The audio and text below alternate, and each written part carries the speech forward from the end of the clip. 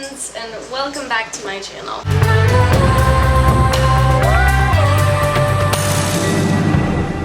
Welcome to Dissecting the Lyrics, a series that I started last month, and I wanted to just kind of give you guys like a more in-depth look on what was going on when I wrote the song, what the lyrics are about, and this month it's happy anniversary to I Can't Save the World If I'm Not Happy Anymore.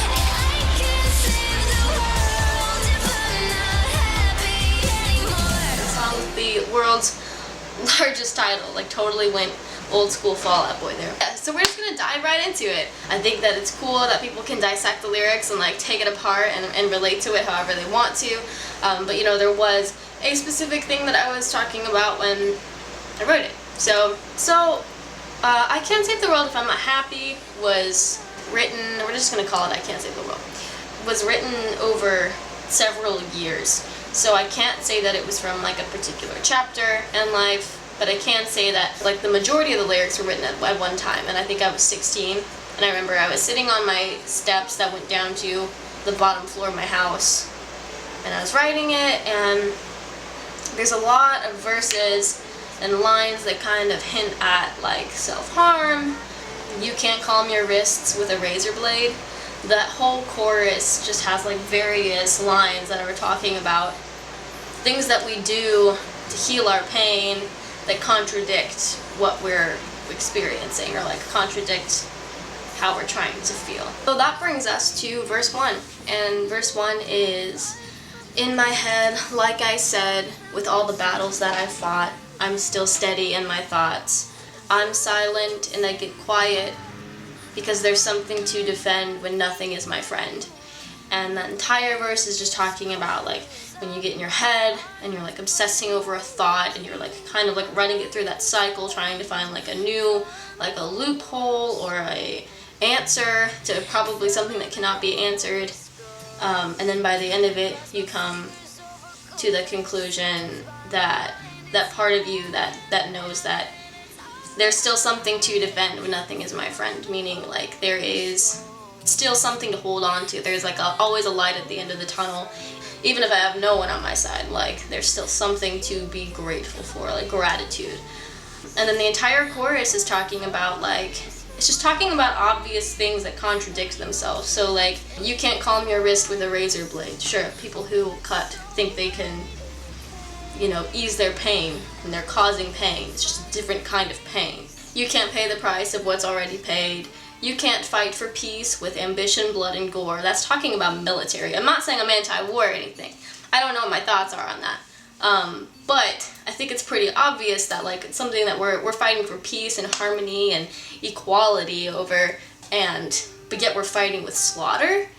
And to me, that's like there's an obvious, like, unbalanced way that we're going about that. And then the last part is, and I can't save the world if I'm not happy anymore.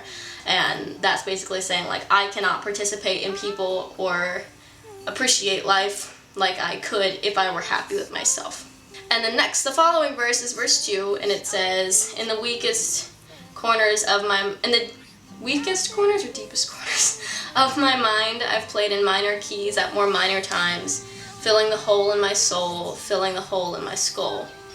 That the minor keys at more minor times is kind of the highlight of that part, and it's talking about how I've probably thought darker thoughts at darker times and at lighter times in my life. So, you know those days like where there's really nothing wrong, but you have these really dark thoughts and they're kind of like chemically there because there's no like actual reason for you thinking those things. And that's what that verse is about. In comparison to like, the moment I was writing it where I felt like I was kind of in a harder time in my life, and I was just trying to power through this time. And then the next part is, I cross my fingers over corners of my mind, it's 11:11 and it's all right. And that's like, when you cross your fingers, that's like good luck. So you're kind of like covering up those spots in your mind where all of those things, all of your demons might be, and like with good luck. And 11:11 is, it's like numerology. It's like 11:11 is supposed to be the time of day. For most people, it's just like that weird time where you wish something, which, sure, it's like, it is like that. But for people who are like into numerology, it's like supposed to be the time where angels have like a portal into your reality, and so you can call on an angel for a wish, essentially. And that's why people wish on 11/11. Most of the time it's just like now a superstitious thing. But anyway, so that's that part's about, is like wishing on 11/11 is like that last straw, you know, like, oh, I'm gonna wish on 11/11 because that's all I have left. And then it goes back into the chorus again. So I really was excited to make this video because I thought that, you know, it's something that you guys clearly enjoy a lot of. Last month was Kansas. This month's I Can't Save the World, and I'm not sure what next month's is. I'm very excited about that though, to find out. So yeah, I Can't Save the World is just about kind of comparison as a young adult. Like, I think you go through plenty of times where you're comparing yourself to other people, but like when you're at the first point in your life when you can actually look back and compare yourself to someone else that you were, and like try to better yourself, I think that's what I Can't Save the World is about. And like the realization that you have to really be happy with yourself before you can really participate in anyone else's life or get the most out of your own.